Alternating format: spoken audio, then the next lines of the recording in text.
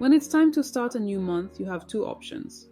Option 1, reuse the same tab. Simply clear the log, update the month and year, and adjust your rollover and budget amounts. This works best if you don't need to keep your old budgets.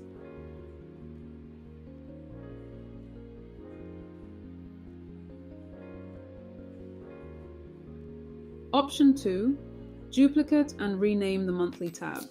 Right-click the tab name, select duplicate and rename the copy, for example, OCT.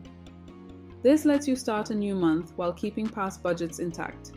You can duplicate the tab as many times as you need.